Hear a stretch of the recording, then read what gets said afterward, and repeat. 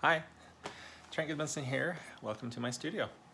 I'm going to be painting a picture of my daughter. It's right there. Wherever that is. Yeah, right there. I'm not going to zoom in so you can see it closer. A few reasons for that. First of all, it's really difficult to hold my camera in one hand while I paint with the other. There are certain things I just can't do, and particularly when doing a portrait, I need both hands. I don't know why that is. Sometimes I only use one hand, and yet being able to freely move about and use my hand is just easier. So I'm just gonna paint the way I paint, and you shouldn't be copying me anyway. If you're a true artist, you should be doing your own thing, your own way, but learning the principles from other people. So I hope that's where I can be helpful. Go ahead and copy me if you want, I guess, but it might be better for you, especially if it turns out, if you do your own portrait, just utilizing some of the principles that I do. That way, if it does turn out, you can still sell it. So anyway, I'm gonna be doing this picture of my daughter. She was just sitting on the couch a few days ago here in my room, my art room, and she just looked so awesome. I had her just freeze for a second while I took a few photos of her. And so as I mix up a brownish color here, I'm gonna tell you today a little bit how I paint from a photo, and you might see some tricks, maybe some tips that'll help you out with that. So I use Photoshop to just I don't do a lot of editing on my photo. If it's not, I do a lot of editing on the canvas. I'll just filter through my brain.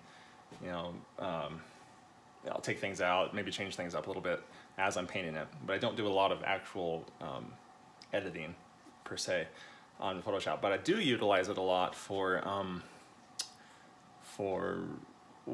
I change the levels, the contrasts and highlights and things like that, and also I change I crop it according to to match the size of my painting that I'm doing. In this case, I always call it a canvas, but it's a piece of hardboard, just primed on both sides. So what I do first is, this is a 30 by 24 board, and I almost called it a canvas again. But I just cropped this a little bit, and I don't know if you can see, it's kind of far away for you, but there's a little strip here that I had to fill in with black just so it's not distracting. So I kind of just moved it around till it looked right. And I wanted to get her face up in the upper side quadrant, so that it just felt balanced to me right there. And here's a little trick. If you actually use Photoshop, that exact program, you can click up here on View, and then down to Rulers.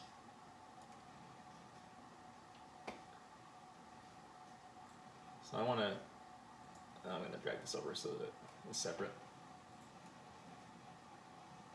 It's being a little bit slow right now. Fit on screen. Oops. Fit screen.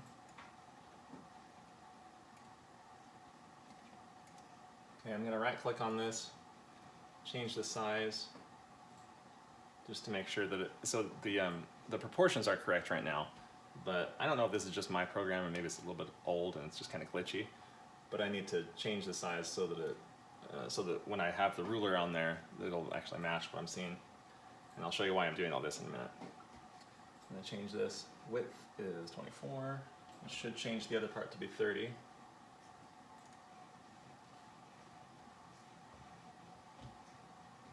Wow.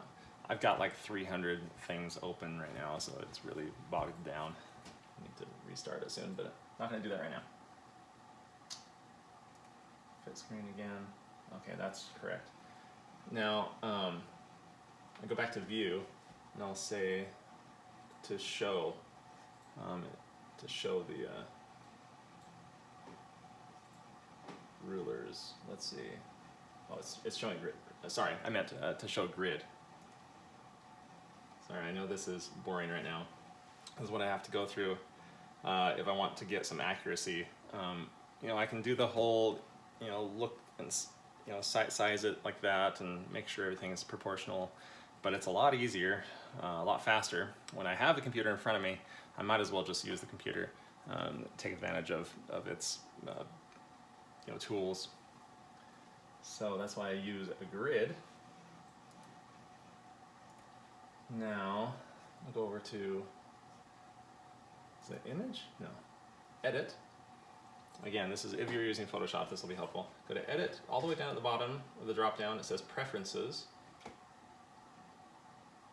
Go down to units and rulers, no, guides and grid. It'll take a minute to open for me. All right, I'm going to show a grid line every, let's see, it's 24 inches across. How about every inch? Change that to inches instead of centimeters. If you get that wrong, it'll mess you up pretty bad. Or at least you'll well, it won't take too long before you'll notice that it's messed up.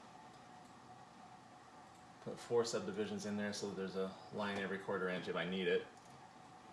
And then I'm gonna, you really don't need to do this. It just, it's just as easy just to click on the arrow and find certain key points just with that. But I like to have the grid on there at the beginning. So there are a few parts in here. So she's going like this very nicely. The point of her elbow, maybe the top of the head, the bottom of the head, where her knees are, her bum. Just a few key edges that I want to mark, so that when I start painting and getting really into it, I'm not really way off. And I could do the same thing just by, measuring the old-fashioned way. But again, if I want to hurry things along just a little bit, and I'm not cheating, I'm not tracing or anything like that. I'm just doing that same thing that artists always do, just a little bit faster. So I'm gonna take out my ruler. Confirm that it really is 24 by 30. I've done that before. Thought I was painting on a certain size canvas and it was a little bit different. So I'm going to go over to her elbow. Looks like the point of it lines up at 2 inches down and 4 inches across. Well, that's really easy.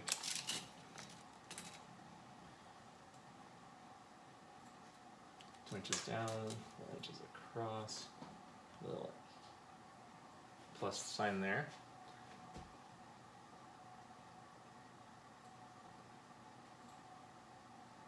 Oh, I didn't plan this, but her head is right at 4 inches. The top of her head is at 4 inches. And roughly the middle of her head is like ish, right around there, 8 and something. Bottom of her chin. I'm gonna have to zoom in just a little bit.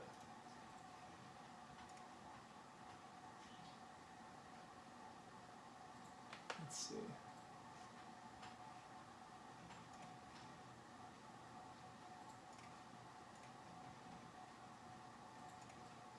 It's tough to tell where my marks are. Okay. So the bottom of her chin is about 10 and a half, a little shy of 10 and a half.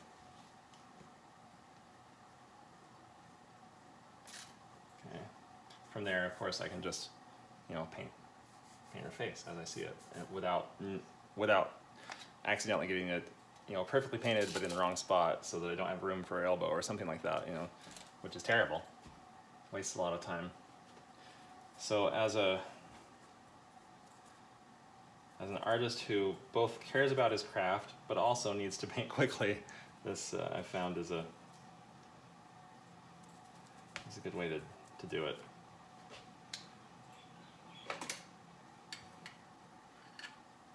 And for those of you who really want to see my palette, I apologize. This format here makes it a little bit difficult, but I guess the alternative is holding it by hand and moving it around, but I know that gives some people a headache and makes it dizzy. So this is, I guess, this is actually easier for me and won't make you dizzy. But the downside is that you don't see my palette. That shouldn't stop you from using your palette though.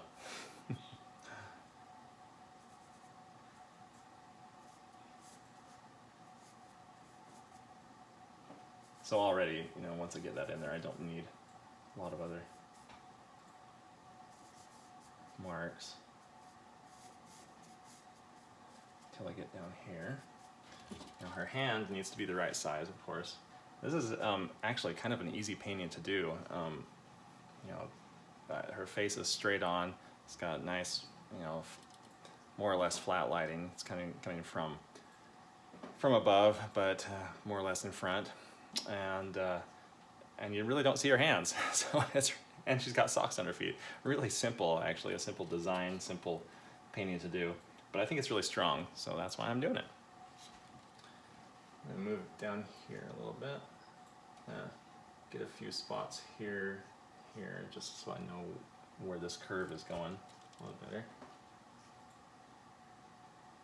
So 25.5.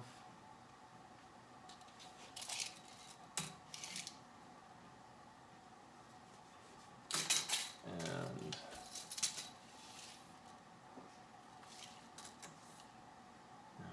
out there, yeah, that's about right. So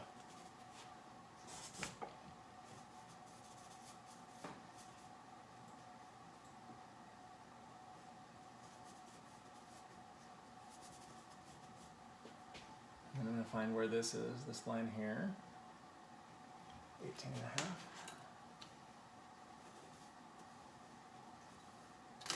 You know, in the past I used to kind of hide this fact that I use a ruler and a grid. I felt like it wasn't you know, purist enough, but then I realized that, you know, I'm always doing it anyway. That I'm out in the field painting. I'm, you know, spending really, if I'm trying to get something really accurate, if I need to get it accurate, spending a really long time, you know, measuring out this unit that I, you know, hold at arm's length, and have to figure out, in essence, my grid in space, and memorize it, and then translate those angles and everything. I'm doing the same thing as what I'm doing here. This is just, the grid's already there. I've got a ruler in front of me, and it's really easy to transpose it over. Oops, which one was that? So that line.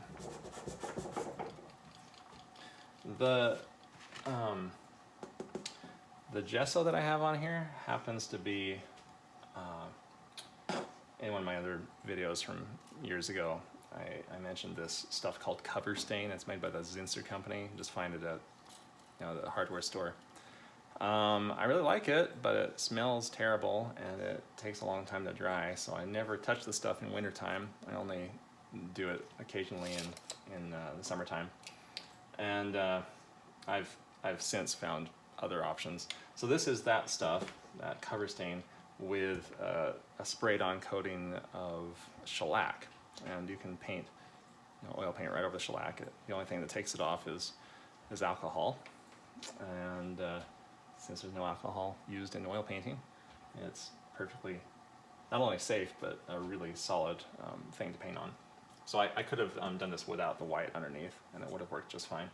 And some people like to do that, and sometimes I do that. I'll just put the shellac on top of, if I'm using like a hardwood panel, you know, with a nice wood grain in it, then it's kind of nice to have that show through sometimes. And I frequently will tone the whole canvas brown anyway, and where that wood tone shows through is actually really pretty. So you can try that yourself if you want to. It's fun to paint on. It's a little bit slick, but it actually grabs the paint pretty well. Just gonna mark the top of her hand here, 15.5. And the edge of her thumb happens to be 15.5, that's nice. Makes it convenient.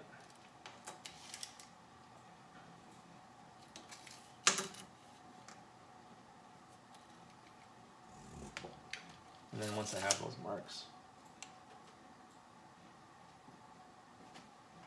I need to make sure I'm looking at the right thing.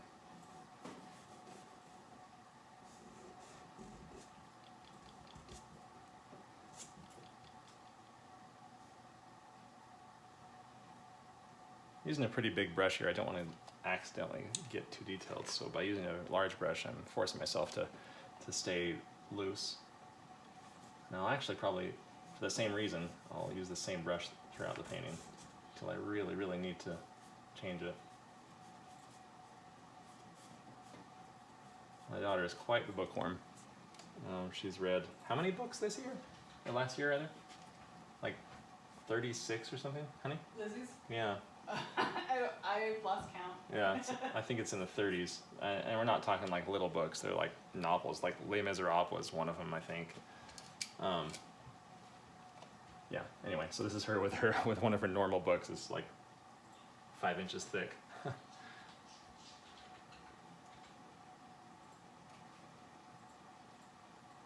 If you're still with me, if this isn't too boring for you,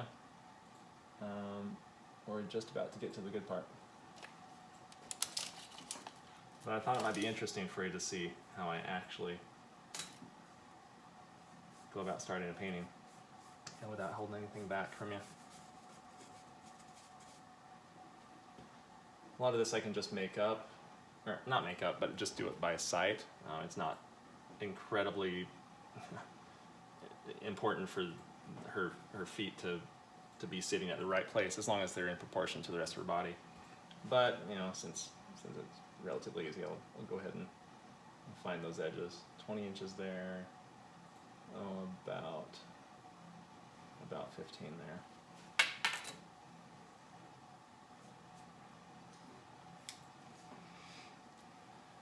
And these things, if you're off, you know, it'll become obvious later on down the line anyway. But it's nice to get the measuring out of the way at the beginning. That way it's a little bit more fun and a little bit more free the rest of the painting.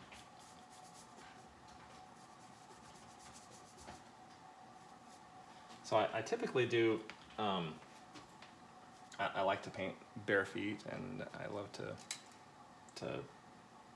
paint hands. You know, I don't want to say show off, but to show off to myself, to show myself that I can still do it. So I frequently do hands. They're really, really difficult. And that's why I like to do them, is because it's hard, and it's painstaking, and I kind of, quote, hate it a little bit as I'm doing it, but I love the satisfaction of having painted a good hand, and so that's why I frequently do it. This one is going to be more about the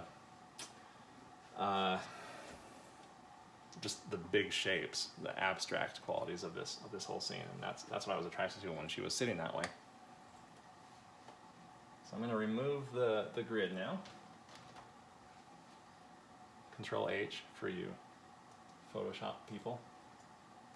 I'm going to zoom out so we can see the whole thing. Alright. I'm going to go ahead and just fix a couple things here. It's just a nice gesture that I think I've got it there. Her shoulder coming out there.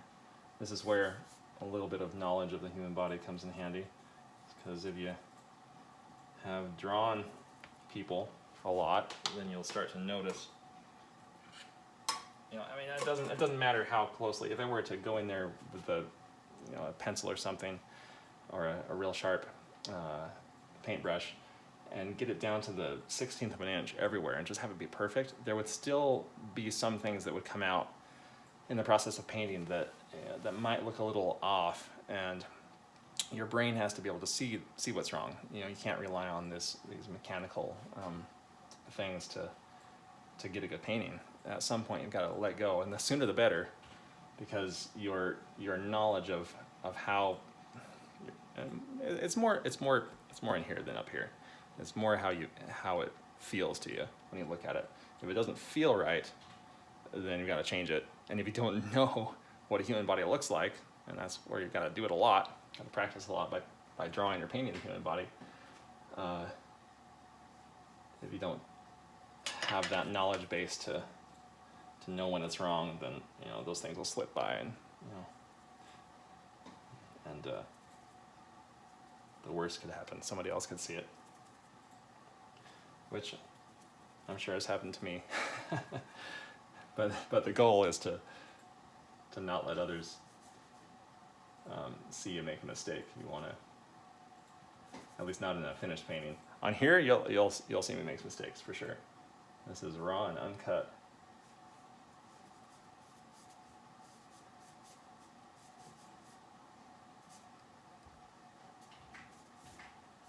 Isn't that kind of an elegant pose?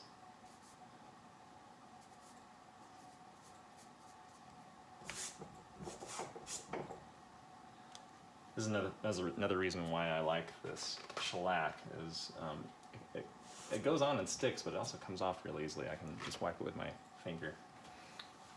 By the way, a note on that, if some of you are freaking out about me touching cadmiums, don't worry about it, I'm not touching cadmium. I don't have cadmium in any of the paint on my palette right now. And also the oil, or the thinner that I'm using is 100% citrus oil, and you can find it at the regular online art shops, and it smells amazing. My whole studio smells like oranges. It's a little bit expensive, but I've had a problem with the other stuff being kind of hard on me, so it's worth paying a little bit extra to use that oil, or rather that thinner.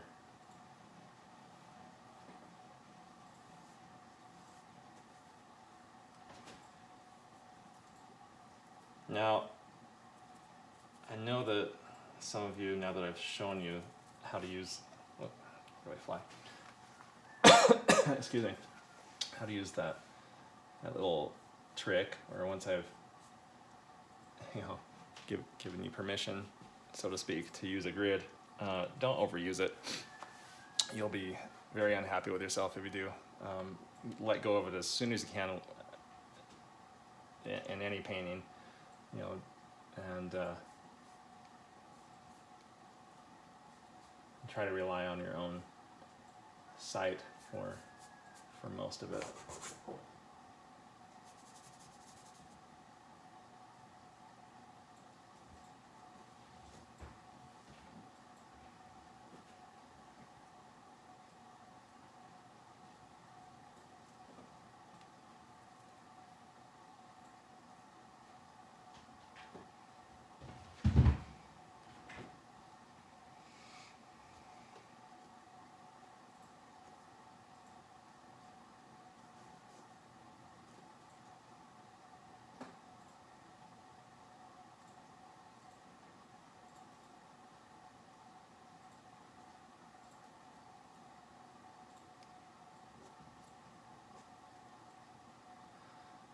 Got the face blocked in.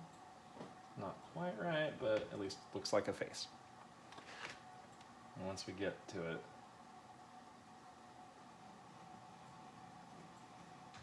I can perfect it as I go along. All right. I really like the her socks on her feet, and these little bands of her ankles showing through. It's just, I don't know, it's just really fascinating to me, the abstract shapes in this. It looks a little bit too thin, maybe. Let's see.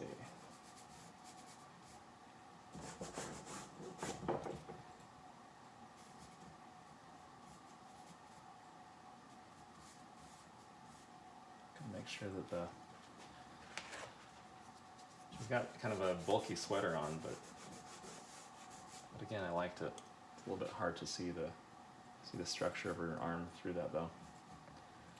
All right, I even like the abstract shapes of this old ugly couch.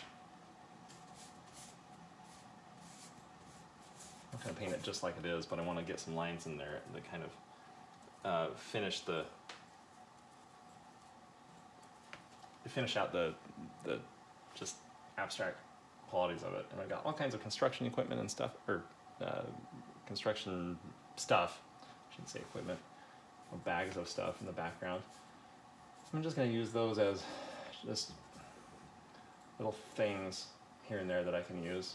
Some places I'll use them just as I see them, not with any detail, of course, but just shapes where they are. Other places I'll completely change it if it doesn't look good in the end. But for now, might as well just kind of block in, just really casually put in some of those things. You know, I could go dark blue or bright red or deep purple or neon green if I wanted to on a lot of these things. I'm just gonna try to do something interesting with the shapes, a variety of tones. I haven't yet decided if I'm gonna do it bright or dark. Let's see here. But I do like the red of her socks against the blue of her jeans. So I'm gonna go ahead and just put some red in there. This is alizarin crimson. I only have 1, 2, 3, 4, 5, 6, 7 colors on my palette. I've got an 8th one, which I won't be using, so I won't even tell you about that one. I've got burnt sienna, alizarin crimson, Azo red medium, which is, I can only find it in the, well, so far, in the Van Gogh brand of oil paint, which is considered, I think, a student grade, but I like the color.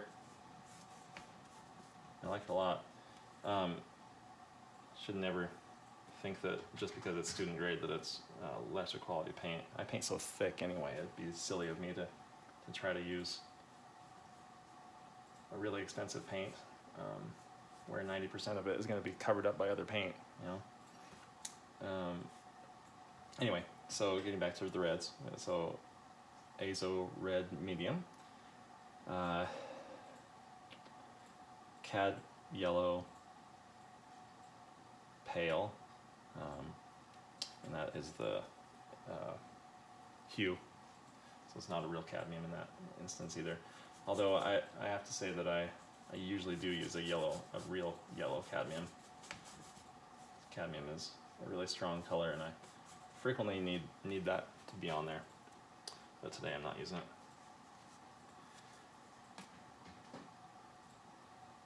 Then I've got ivory black and titanium white, and finally ultramarine blue. And that ultramarine is what I'm using right now. Now, you know what? Before I get started on that blue, I'll grab another brush real quick. I'm going to do just a straight burnt sienna wash on there. I want it to be pretty strong. I want that wash to show through the blue. I just think it's a really exciting combination of colors to see together. So I'm thinning it just a little bit, just enough to spread it out a little bit more.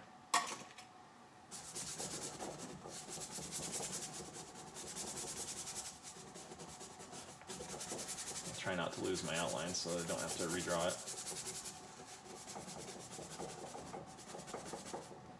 And right here where I've already painted it, I'll just mix it in a little bit. It'll still accomplish what I want it to.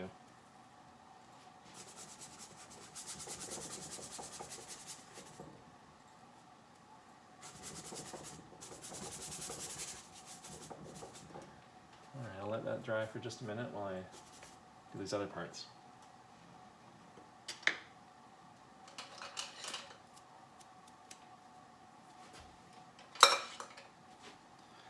And choose a smaller brush for the face. Let's see.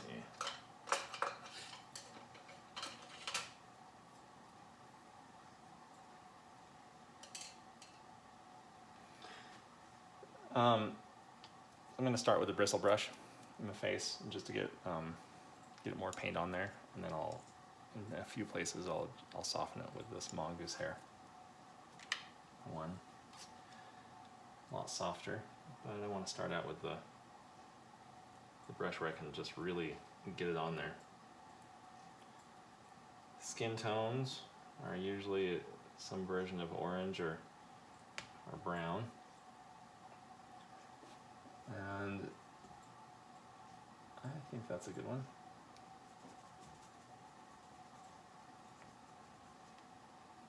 Just as my base skin tone. And I'll lighten it and darken it as needed.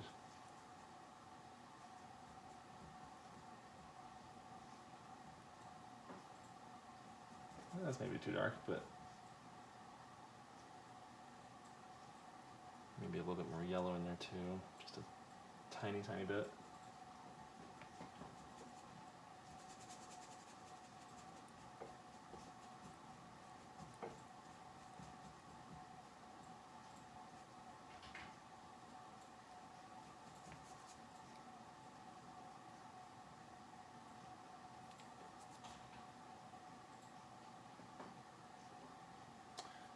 For me, the first thing I usually do is, well, I don't know if I usually do it. Right now I'm going to do it. I'll just say that. I put the dark of the lips there. Not really going to try to get a lot of detail in there, just a little bit of... It's really just a shape. There's no top lip, there's no bottom lip. It's just a big shape, a lip shape.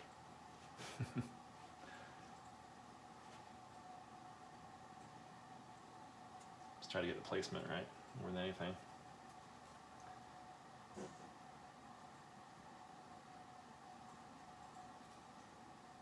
Kind of finesse her smile just a little bit.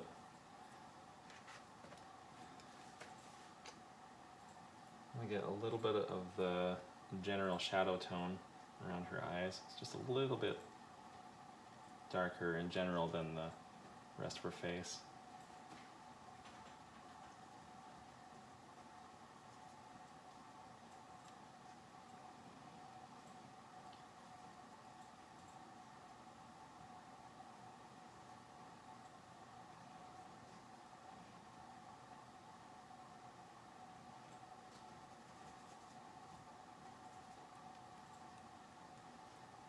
Gonna make it even darker for this next part.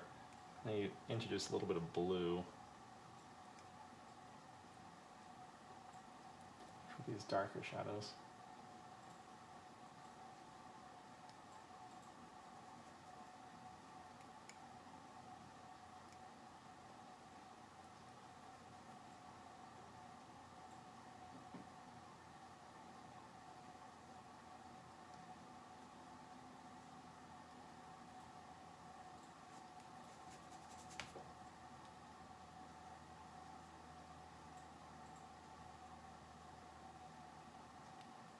Now I'm just going to use that same color.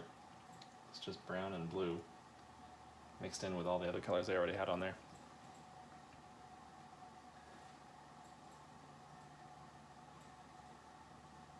Just to put her eyebrows back in, since I kind of painted over those.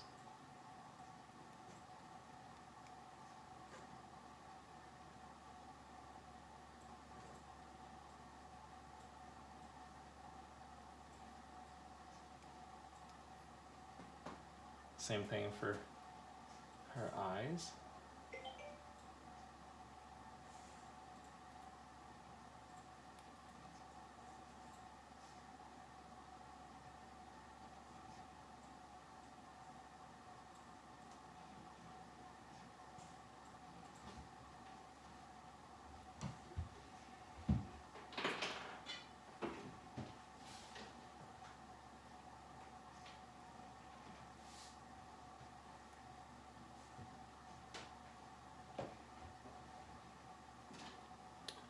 And when I get down to the lips, I'm going to add a little bit of that red into that mix that I already had there.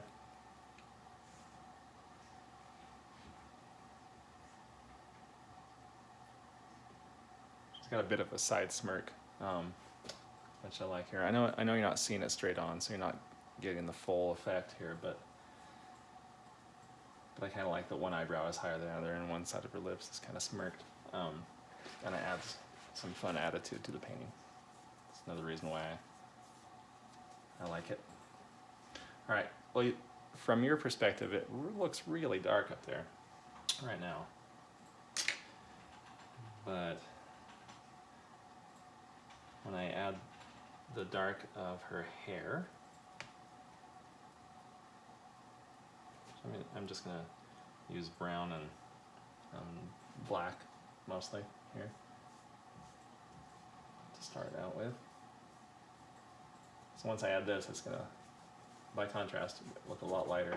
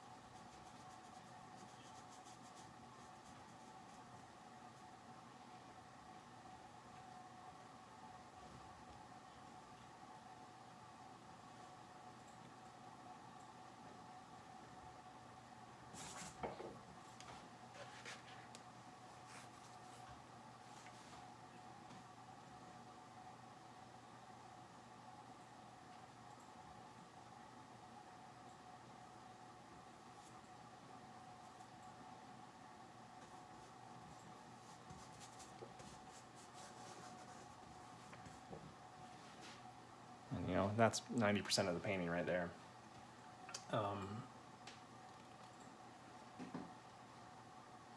The rest is just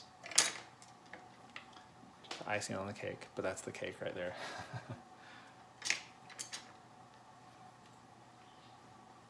You know, I actually kind of like that orange. I might not cover that up.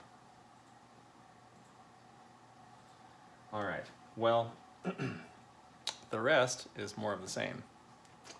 I'm gonna finesse and perfect the face, bring out some of the highlights, soften the transitions between light and shadow, and you're gonna have to wait till the next video for that.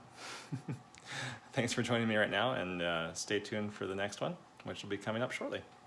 I'll talk to you real soon.